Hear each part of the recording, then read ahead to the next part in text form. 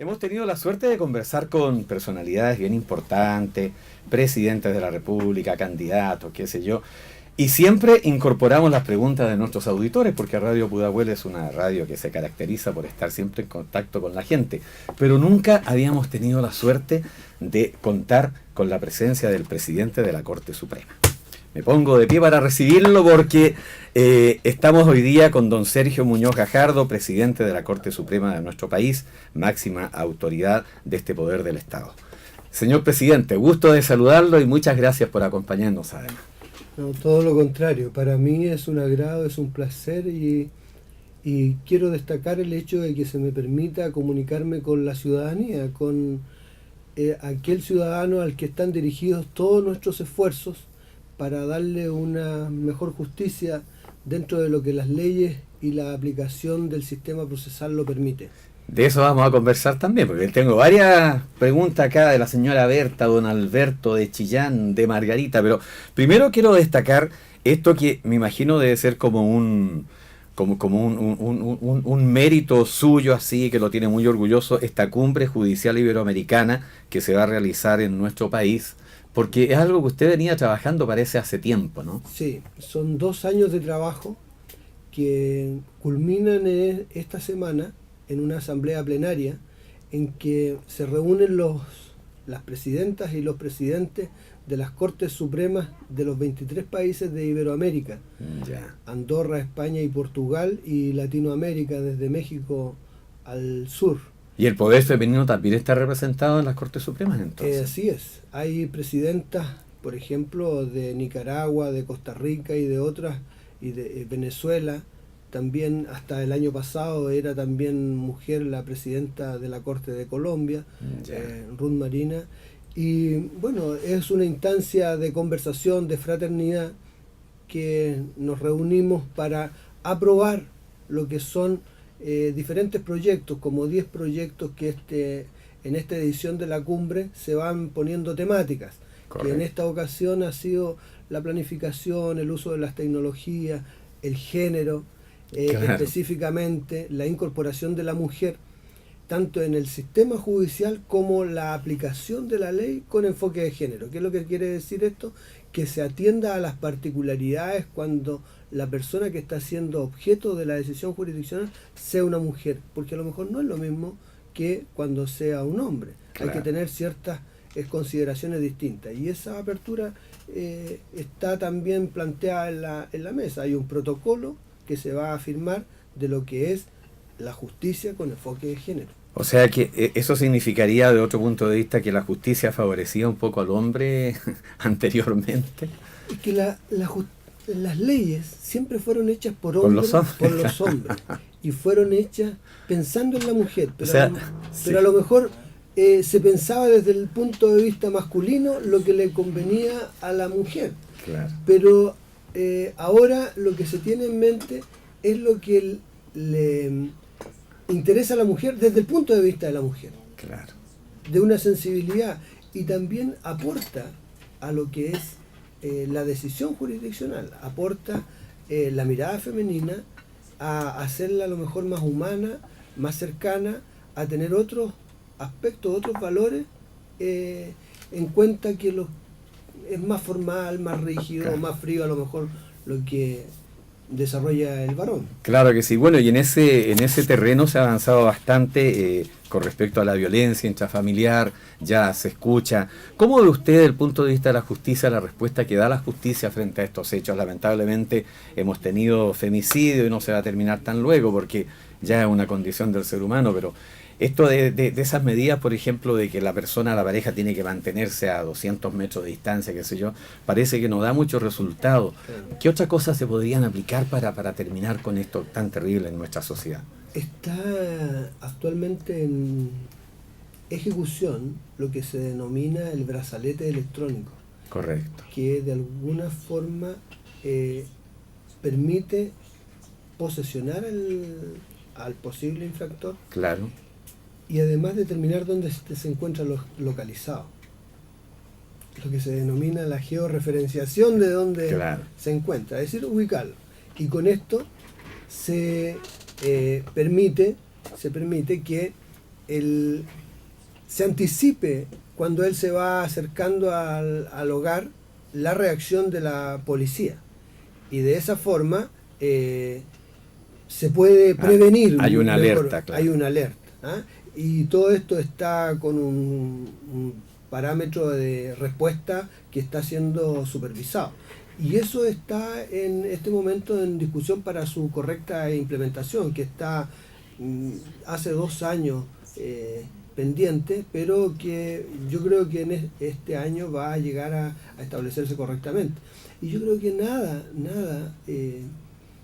deja de lado lo que es la presencia policial.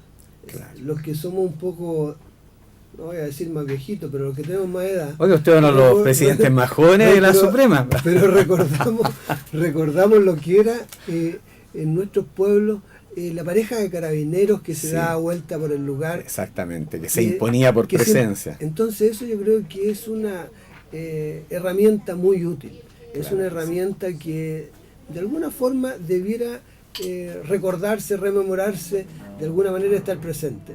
Y esto también se va a ver en esta convención, estos problemas ya más cercanos a la gente, esto de la violencia, ¿cómo está en otros países, por ejemplo, esa situación? Se analiza el tema de género, se ha analizado en estos 2 años, con especialistas, con miradas críticas respecto de la acción de la justicia, con miradas críticas también respecto de lo que ha sido a lo mejor la reacción, en algunos casos más bien tardía, sobre reacciones del Estado que no son las más acordes. Lo que ocurre es que la Administración de Justicia viene a sancionar las conductas, pero creemos que hay todo un desarrollo previo, que es un desarrollo de prevención y de educación de la sociedad. O sea, lo más importante es evitar el delito, o la falta.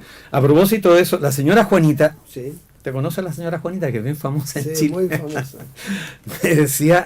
me decía temprano en la mañana que no entendía ella el proceder de la justicia, y la verdad que es mucha la gente que dice lo mismo cuando de repente detienen a un delincuente que está cometiendo un delito infragante, qué sé yo, con las especies robadas y todo lo demás, y lo dejan en libertad, o cualquier otro tipo de delito. Entonces, y después uno escucha a los jueces que dicen que las leyes no le permitían actuar de otra manera, pero está este asunto que también es tan socorrido, que es un peligro para la sociedad. Entonces la señora Juanita dice, ¿no será que el criterio a veces falla? Usted como máxima autoridad del Poder Judicial, ¿cómo lo ve esto? ¿Qué respuesta le damos a la gente cuando se siente media frustrada porque los delitos no se castigan como la gente quisiera?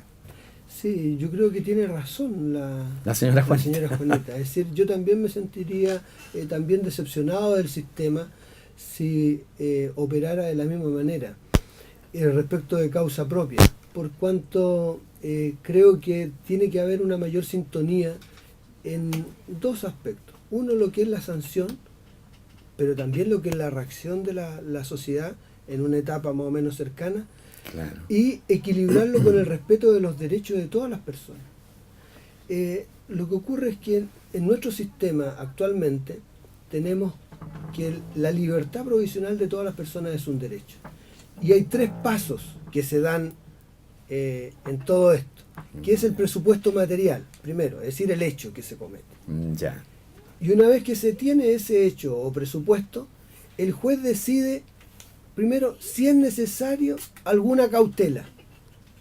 Dejarlo en prisión preventiva, dejarlo firmando, dejarlo... Ya. Y tercero, la intensidad de esa cautela. Es decir, ¿cuál de todas estas le vamos a poner? Es la que se merece. Es la que se merece. Pero lo que pasa es que en nuestro país, no lo voy a responsabilizar en todo aspecto al legislador, pero el legislador le va diciendo, para tales delitos, tal pena. Hay ciertos delitos que usted no le puede imponer una medida cautelar de esta intensidad, porque esa persona va a salir en libre. Esa persona nunca va a cumplir esa pena en libertad. Es decir, claro, lo voy a poner en un ejemplo como si yo fuera el victimario, el autor de un delito. Claro. Yo tengo irreprochable conducta anterior, y si en algún momento yo sustraigo algo a una señora, ¿ah?, el juez sabe que yo nunca voy a entrar a cumplir esa pena, porque el legislador ha dicho que no, porque usted tiene irreprochable conducta. ¿Y usted está de acuerdo con eso, no? El hecho es que siempre se ha dicho en lo que es la elaboración de las leyes, que las leyes tienen que ser elaboradas pensando en dos cosas: en el bienestar de la sociedad, pero como si la víctima fuera el familiar más cercano a uno, Claro. y el victimario también sea el familiar más cercano. Ya. O sea, Entonces hay un justo equilibrio ahí, ¿no? que tenga que haber un justo equilibrio. Y ahí yo le preguntaría, ya a la señora que me está haciendo la pregunta, Claro. si es su hijo el que cometió el error ¿Qué pensaría ella? de haber sustraído un jabón de un supermercado y lo pillaron con el jabón en las manos cuando iba saliendo. Es decir, debiera quedar inmediatamente preso, pero un largo periodo de tiempo. No, para ahí la respuesta va a ser es que hay tantos ladrón con cuello y corbata que roban millones de millones y no les pasa nada. Pero por eso, Claro. es que, o al revés, pongámosle, un señor que tiene una gran empresa Claro. y que es primera vez que comete una defraudación importante, también tendríamos que dejarlo preso por un largo periodo de tiempo. Yo no es que esté de acuerdo en que todas las personas deban salir en libertad, porque hay ciertos delitos que también el legislador prevé que tienen que quedar por el hecho, el presupuesto material. Claro. Que hablábamos, un homicidio nunca va a quedar en libertad si no hay alguna circunstancia muy específica que le favorezca. Pero, ¿cuál es la reflexión final que tenemos que hacer respecto del tema? Que ni las víctimas ni los victimarios están en la vereda del frente. Correcto. Están en nuestra vereda y tenemos que hacernos cargo de todo el problema. No es posible mirarlo desde un solo punto de vista. Claro. Y tenemos que hacerlo como sociedad. Y generar temas de prevención, de educación, de mayor inclusión, y ya. Si todo esto no es suficiente y ya se produce por un mal hábito, entonces desarrollar las mayores penas que la sociedad permita. Pero eso también lo tiene que hacer el legislador. Los legisladores. Y a propósito de eso, había una discusión con el gobierno anterior, ¿cierto?, del poder ejecutivo y el poder y la justicia que ellos criticaban, que no actuaba muy bien, y estaba dentro del mismo tema que estamos hablando, ¿no? ¿Eso cómo se ve en este momento? Nosotros, yo creo que teníamos las mejores relaciones con el gobierno del señor Piñera. Lo que ocurre es que podemos tener diferentes puntos de vista en algunos tópicos, Claro. pero eso era algo... No es que tuvieran los poderes... No, las autoridades no se enojan, es decir, Claro. porque tienen que actuar en bienestar de Chile, y usted ha visto que los Claro. parlamentarios pueden tener acaloradas discusiones en relación a un tema y posteriormente tienen que ponerse de acuerdo en lo que es la legislación por el país. Claro que Acá sí. ocurre exactamente lo mismo. Hay de alguna forma un distinto enfoque, mirada, juicio crítico, que yo creo que todas las autoridades del país estamos abiertas a que nuestras acciones sean evaluadas, y no hay que enojarse por eso, porque la ciudadanía tiene el deber de pensar y tiene el deber de valorar positivo o negativamente el accionar de sus autoridades. Bueno, ahora con las leyes, con todos estos sistemas de comunicación que tenemos, internet, etcétera, etcétera, la gente está participando bastante. Pero así como hay ese tipo de dudas, hay también felicitaciones. Le tengo una. Por ejemplo, me decía Margarita que la justicia ha demostrado algo, que hay una falencia de alguna manera, especialmente en los órganos del medio ambiente, y ustedes como Poder Judicial han tenido que intervenir ahí, por ejemplo, con las hidroeléctricas, con la contaminación de distintas actividades mineras, en fin, y al final es justamente el Poder Supremo de la Justicia la que está actuando en beneficio de la sociedad, porque los organismos del medio ambiente no están cumpliendo su pega. ¿Cómo lo ve usted ahí? ¿Son felicitaciones para el Poder Judicial? Sí, lo que ocurre es que el Poder Judicial lo que ha hecho en estos casos es determinar que no se ha cumplido con la normativa.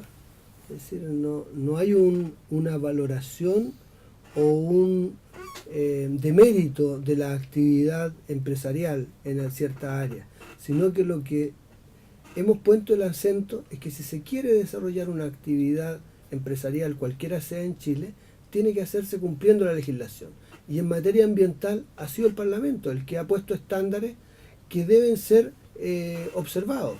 Claro. Y por lo tanto nosotros lo que hemos exigido es que esta legislación medioambiental se cumpla, o muchas veces ha sido por la legislación administrativa, ni siquiera por la legislación ambiental, sino que, le voy a poner un ejemplo, el ejemplo de la central hidroeléctrica o termoeléctrica Castilla, Claro. Castilla 1, el fallo que se conoce como Castilla 1, fue porque si usted corrige, deja sin efecto alguna etapa dentro del procedimiento, lo mínimo que tiene que hacer es darle noticia a los afectados. Claro. Y acá se había omitido darle noticia a los afectados. Entonces, cuando se dejó sin efecto el primer aspecto de Castilla 1, era por no haber cumplido la legislación. Claro. Y en el segundo aspecto era porque había una etapa que no había sido evaluada dentro del régimen a lo que se someten todas las actividades que podrían afectar el medio ambiente. Entonces, también se ve que la actividad de los tribunales ha estado un poco en decir simplemente cumpla con la legislación y los pasos que se ha previsto por el legislador. O sea, hagan bien la pega. Claro, o hágalo correctamente, Claro. hágalo correctamente, respetando lo que es la legislación. Claro, pero los ven a ustedes en este sentido como defensores del medio ambiente y qué bueno que sea así también para que se cumplan todos los reglamentos. Pero yo creo que ahora estamos ante una instancia que se ha creado y fue creación del gobierno, durante el gobierno del señor Piñera, que es la Superintendencia del Medio Ambiente, que tiende a estar presente de una manera más activa en lo que es la valoración de lo que se está efectuando por las empresas en materia medioambiental. Y espero que ellos eviten que muchos de los temas lleguen a los tribunales si se hace Claro. bien el trabajo, que para eso está concebida, es decir, para Ojalá que- un poco darle protección a la gente. Ojalá que se haga bien el trabajo, eso es lo importante. A ver, don Alberto de Chillán me dice, oiga, los cambios que ha habido en la legislación, en todo el sistema de leyes, qué sé yo, han sido importantes, pero se ha creado un poder que antes tenían de alguna manera en los tribunales otras personas, esto de los fiscales. Él me dice que desde Chillán ha tenido algunos pequeños problemas y los fiscales se creen dueños de la justicia. ¿Qué apreciación tiene usted al respecto de esto de algunas críticas que hay contra los fiscales? El problema a lo mejor con lo Especialmente en provincia se ve esto. sí, que yo creo que hay un manejo de la forma de comunicarse con la gente. Los jueces generalmente eran parcos en comunicarse con la gente, pero de alguna manera se suplía eso porque había una información más o menos fluida. Claro. Ahora la gente, esa misma gente hubiera desaprobado el comportamiento de los jueces de antes, Claro. y estaba en su derecho de hacerlo. Ahora la gente requiere de mayor comunicación y de mayor información. No se contenta, y así está bien que se haga, que no se contenta con el hecho de porque lo resolvió la autoridad está bien. Ellos piden que se le dé la argumentación o la fundamentación, y creo que esa es una población activa y que reclame por sus derechos. Es este nuevo estándar el que debemos superar y el que debemos de alguna manera satisfacer. Y si se le da a la gente, porque yo creo que ahí hay algo que estamos al debe. Si se le da a la gente es inteligente, la gente entiende. Claro. La gente de alguna manera necesita, y por último necesita entender, necesita que nosotros seamos capaces de desarrollar un lenguaje claro, porque no es preocupación de la gente no entender, es preocupación de la autoridad no darse a entender. Claro. ¿Ah? Que nunca entienda el auditor que porque le dan una explicación en un lenguaje casi de otro idioma, claro. técnico, está correcto. No. La autoridad es la que no tiene la capacidad de comunicarse por un lenguaje sencillo, porque esa es la obligación, darse a entender, porque el destinatario final de la comunicación debe comprender lo que se le está diciendo. Claro Y yo creo que en Chile todos los ciudadanos, si se les explica correctamente, sin uso de palabras rebuscadas. En definitiva, se le diga a la señora, mire, estaba mal hecho esto y por eso es que se tuvo que hacer de nuevo. O no puede ser que usted no le entregue la propiedad si la está arrendando y no ha pagado el arriendo. Claro. Porque la otra persona también necesita de lo que usted le entregue. Y si no es capaz usted de pagar el arriendo por sus condiciones económicas, tiene que dejar la propiedad. Tiene que buscar otra propiedad acorde a sus necesidades. No. Bueno, si uno va explicando todo esto, lógicamente que la gente va a entender. Va a entender porque la gente comprende al final. Claro que sí. Cierto, es sentido común. Bueno, y con ese lenguaje el que no entiende porque es fresco nomás, porque no quiere pagar el arriendo, ahí ya es otra cosa. Claro. Oiga, la última cosa, yo sé que su tiempo es limitado. La señora Berta me dice, ¿qué hacemos contra la corrupción también dentro de la justicia? Hay formas de, si la persona común y silvestre, y estos son nombres verdaderos, si se siente afectada por alguna situación de este tipo, de corrupción, ya sea de los mismos personajes que tienen que ver con la justicia, ¿tienen alguna forma de denunciar esos hechos, de tener alguien que los escuche?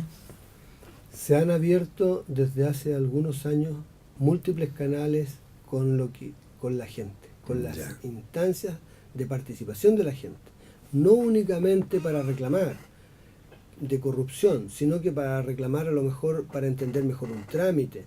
Está abierta en la página del Poder Judicial un rubro que es el presidente responde, que soy yo el que responde. Ah, ya.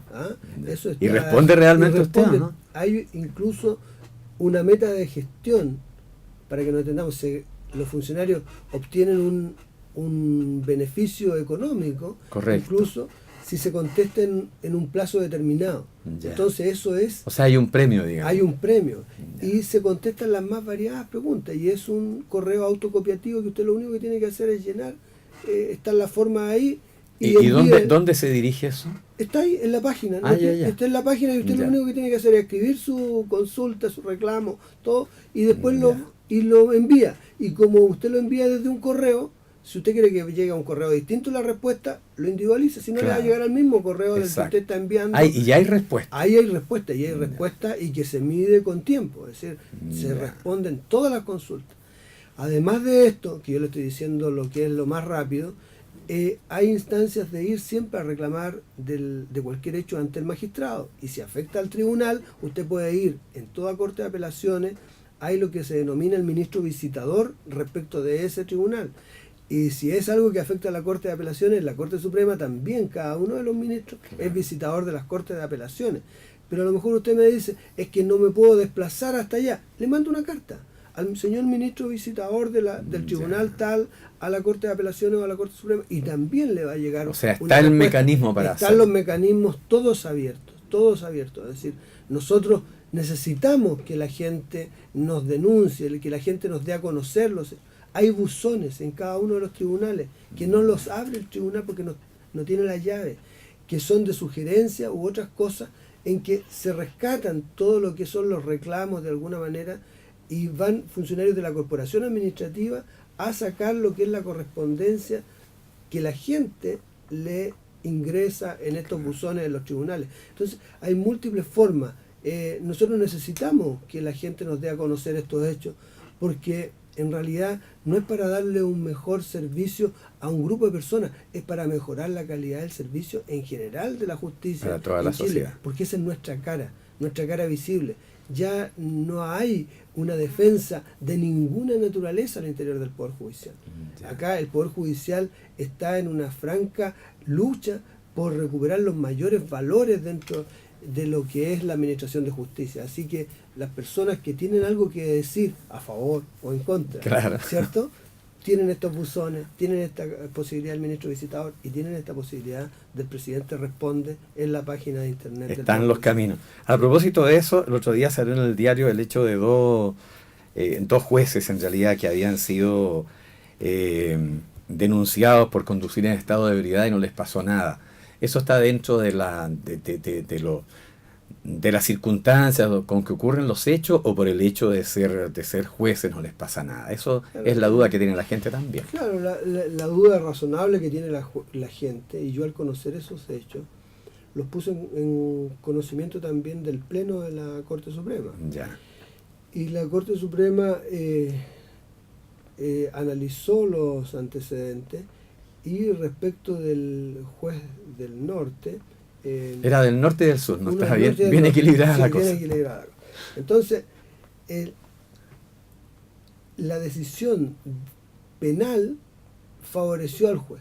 ¿Por qué? Porque dijo que el único antecedente era la alcoholemia y que habían otros antecedentes que a él le permitía ponderar que no iba manejando ebrio. Y bajó la sanción a conducir bajo la influencia del alcohol. Correcto. No manejo en estabilidad. Falta, no delito. Y lo sancionó de esa manera. Y en otro caso, de otro magistrado, también por un aspecto de procedimiento, quedó libre de la sanción. Entonces, son cosas que a nosotros no nos gustaría que pasaran. Pero tampoco nosotros podemos influir en lo que es la determinación en el caso concreto. Correcto. Porque eso está impedido el sistema. Ya. Porque, si bien es cierto, nosotros podríamos haber influido, por decirlo incorrectamente, llamando para que lo sancionaran. Claro. Pero podría haber sido al revés. No es el procedimiento. Claro, no es el procedimiento, podría haber sido al revés. O sea, llamar para que lo liberara. Claro. Entonces, por eso es que está prohibido. Es hacer uso de la influencia y no del poder. Cualquier forma de influencia. Cualquier forma de influencia en un sentido o en otro. Los jueces son los que están de alguna manera provistos de toda la posibilidad de aplicar la legislación. No es por un recado ni interno dentro del Poder Judicial, claro, ni tampoco por otras autoridades externas al Poder Judicial, de otros poderes que lleguen. Eso va en contra de la independencia y de la autonomía con que ejercen su función y por lo tanto no corresponde que se empleen. Y si lamentablemente o correctamente se producen estos pronunciamientos, hay que analizarlos en su mérito y muchas veces dice el dicho dentro de lo que es la justicia preferible que se queden muchos culpables libres pero que no se sanciona a un inocente. Un inocente, que es terrible, ¿no? Que eso es terrible. Acá en este caso salió sancionado cada uno de los jueces.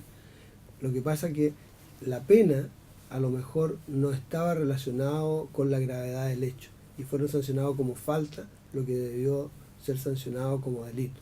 Pero eso será un criterio, a lo mejor lo tiene usted, claro, u otro lo tengo yo, a lo mejor yo lo sancionaría, a lo mejor usted lo absolvería, y así... No, yo lo sanciono igual, señor presidente. A lo mejor quiere el criterio de cada uno, claro, según cómo aplique la ley. Entonces ese es el antecedente que está en relación con estos dos magistrados. Bueno, la verdad es que conversar con usted es un agrado realmente. Además, se ha perfilado de que fue nombrado como presidente de la Corte Suprema como una persona muy, muy ejecutiva, pero además muy, muy, muy humana, y eso es muy grato y comprobarlo además.